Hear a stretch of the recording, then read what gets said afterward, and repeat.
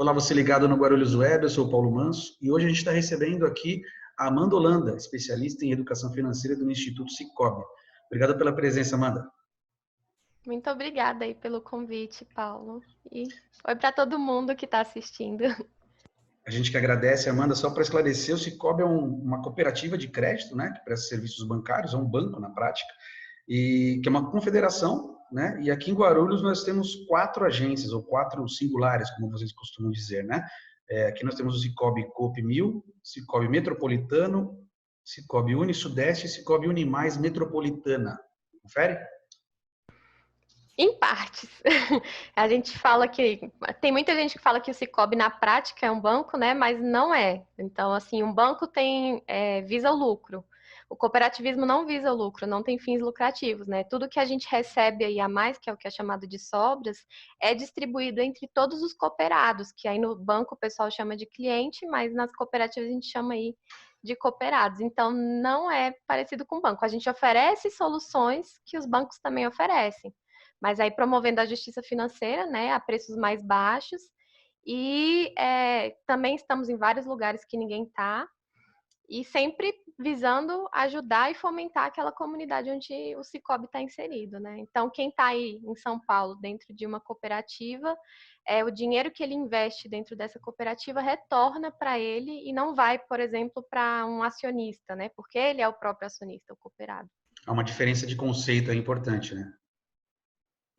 Isso. Legal, Amanda. Amanda, vamos ao assunto que nos interessa. Chegamos no mês tão esperado por tanta gente, mês de dezembro, mês de entrar no bolso de muitos trabalhadores aí a segunda parcela do 13º salário.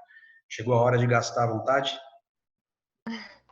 Acho que essa resposta é um pouco mais complexa, né? E envolve muita cautela e planejamento. Então, se é um brasileiro aí que já tem um orçamento feito, que já tem todo o seu planejamento, que sabe que não vai precisar daquele dinheiro, ele pode gastar à vontade. Só que essa não é a realidade, né? Da maioria dos brasileiros. Então, assim, para quem está recebendo esse dinheiro a mais, é a hora agora de olhar com cautela para ele e usar estrategicamente. Como assim estrategicamente, né? Janeiro e fevereiro começam a chegar várias contas que são anuais, né? Digamos assim, imposto IPVA, IPTU, para quem tem filho tem aí rematrícula da escola, compra de material. O pessoal normalmente quer fazer uma viagem, alguma coisa assim. Então, por que não aproveitar que você vai receber um dinheiro a mais, né? Que agora é o do 13º, para se planejar para esse futuro ali que já está quase chegando, né? Eu digo que o futuro já chegou. Então, o 13º a gente tem que olhar com muita cautela, planejar e usar ele da melhor forma, para que o prazer de agora não atrapalhe, né, a nossa qualidade de vida, a nossa cabeça não fique com dor de cabeça no futuro. Então, acho que é sempre aí, calma, antes de gastar. Eu sei que dá essa felicidade que tem um dinheiro a mais na conta, mas calma, cautela e vamos pensar. E a gente tem um perfil, né, de consumidor, não sei se é específico do brasileiro, mas da compra ser uma válvula de escape, né? Ser algo psicologicamente compensador para o cliente, para o consumidor. Num ano que foi tão difícil para todo mundo, foi tão complicado, uma série de restrições, você pensa que essa compensação, entre aspas, pode aumentar esse ano, por conta ter sido um ano tão difícil? Eu acho que pode, mas assim, também todo mundo sofreu, né, um pouquinho aí nas finanças, muita gente perdeu o emprego, muita gente teve o salário que diminuiu, né, ou conheceu alguém ali que passou por uma dificuldade. Então, eu acho que vão ter sim algumas pessoas que vão ter mais cautela esse ano por conta da situação, mas pelo histórico, tanto assim, da inflação, que aí tornou o brasileiro imediatista, porque ele tinha que comprar agora porque amanhã o preço ia estar diferente. Quanto à nossa cultura, né, de ostentação, quem é o maior ídolo do Brasil? É o Neymar, que é o milionário que gasta um apartamento numa noite, né? Então, tem muitas coisas que já são enraizadas aí de muitos anos e que eu acho que pode contribuir para esse ano o pessoal falar só se vive uma vez, né? Vimos esse ano e gastar mais ainda o 13º. Mas aí eu acho que são duas parcelas da população.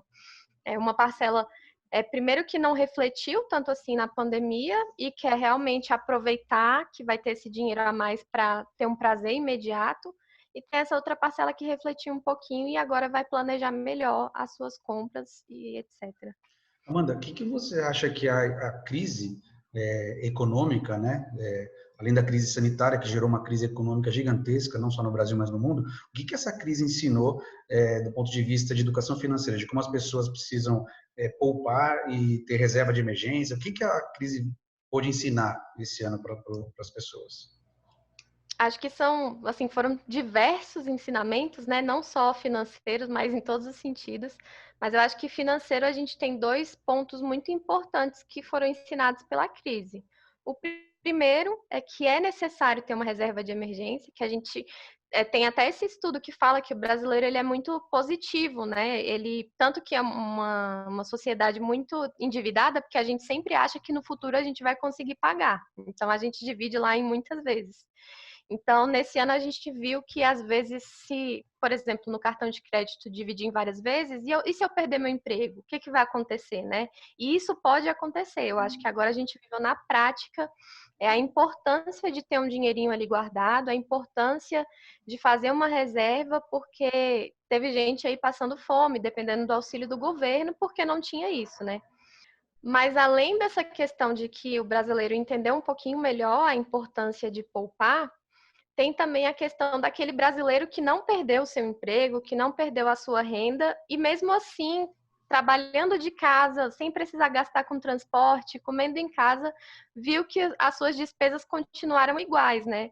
E que não a culpa não, das suas finanças não darem certo não é das circunstâncias, e sim de você, né? Eu digo por mim mesmo. Quando começou a pandemia, eu falei, vou conseguir guardar muito dinheiro, porque eu vou estar comendo em casa, não vou estar precisando pegar Uber para ir para o trabalho, para isso, para aquilo. Só que acabou que eu vi que eu estava gastando um monte em iFood, em compra em loja online, e aí foi quando me deu esse estalo, assim, não é a circunstância externa que melhora ou piora as minhas finanças. Sou eu e o que eu vou fazer com o meu dinheiro e o planejamento. Aí foi quando coloquei aí, não, iFood, mesmo eu estando em casa, vai ser só uma vez por semana. Compra sempre planejada. Então, acho que foram mais essas duas, assim, resumindo muito, foram essas duas grandes ensinamentos que a gente teve durante a pandemia.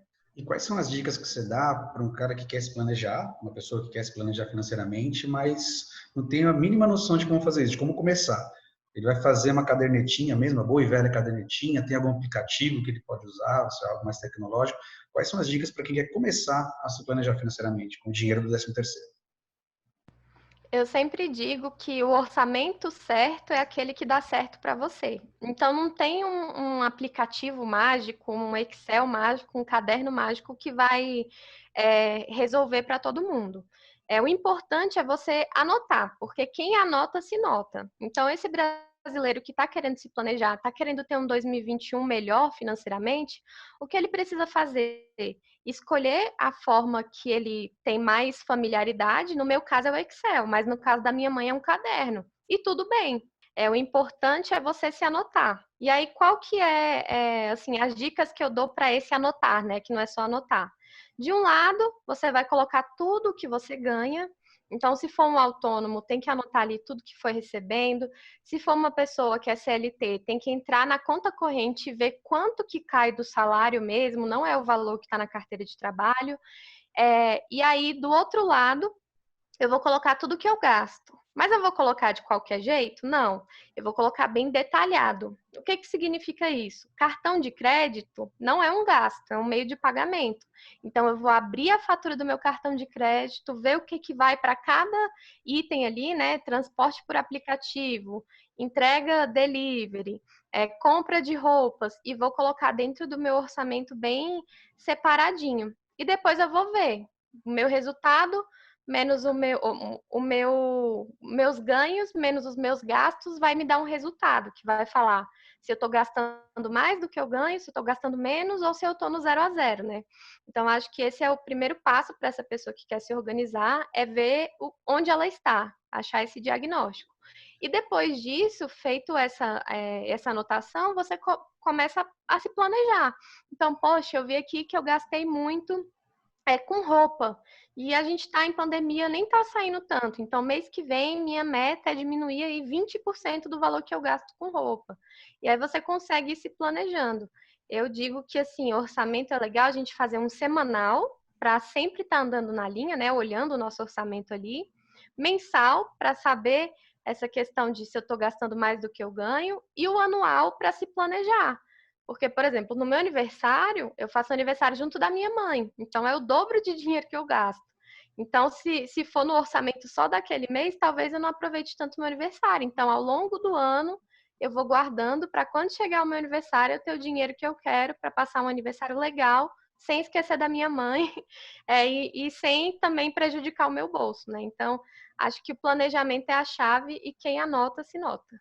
Legal, Amanda. Para finalizar, eu queria te fazer duas perguntas que são meio que lendas aí, principalmente no mês de dezembro e épocas de muito movimento no comércio, de muita procura por compras. Eu queria saber de você se é feio pedir desconto e se é feio escolher quem da família a gente vai presentear. Claro que não. É, assim, a gente dá o nosso tempo e o que a gente sabe para receber dinheiro em troca. Então a gente não pode gastar esse dinheiro de qualquer jeito, porque querendo ou não, é a nossa vida ali, né? A gente tá trocando nossa vida por dinheiro. Então a gente não pode gastar ele de qualquer jeito. E não é feio pedir desconto, só quem valoriza o seu dinheiro pede desconto. E na maioria das vezes a gente sempre consegue, porque o comerciante ele sempre tem uma margem ali de negociação. Então, qual é a dificuldade, né? Tirar essa vergonha da nossa mente, achar que só pobre pede desconto, não é, gente muito rica pede. Tem até um cara lá que comprou um quadro de milhões e passou no cartão de crédito que ele queria aproveitar as milhas. Isso é ser estratégico com seu dinheiro, né? Agora na questão de escolher alguém da família para dar presente ou não, isso é muito pessoal. Assim, se você é uma pessoa que vai conseguir se planejar para dar para toda a família, e isso não vai pesar tanto no seu bolso, ótimo. Mas se for pesar no seu bolso, a gente tem que pensar primeiro, né, na gente aqui, porque se eu estiver ajudando o outro, mas ajudar o outro está me prejudicando, no longo prazo isso vai ser um resultado ruim, né? Então, se for necessário, se você não tivesse planejado aí esse ano para dar presente para todo mundo no Natal, veja o seu orçamento, escolha ali as pessoas mais importantes. E é isso, assim, eu acho que a gente tem que lembrar que o dinheiro que a gente recebe é pela troca de toda a nossa vida, experiências e tempo, e a gente tem que valorizar. Então, pedir desconto não é vergonha, é valorizar o nosso dinheiro e se planejar aí para dar presente para quem a gente gosta, também é valorizar o nosso dinheiro, né? Legal, Amanda. Queria te agradecer por ter aceito o nosso convite e um grande abraço. Até a próxima. Até a próxima, Paulo. Muito obrigada.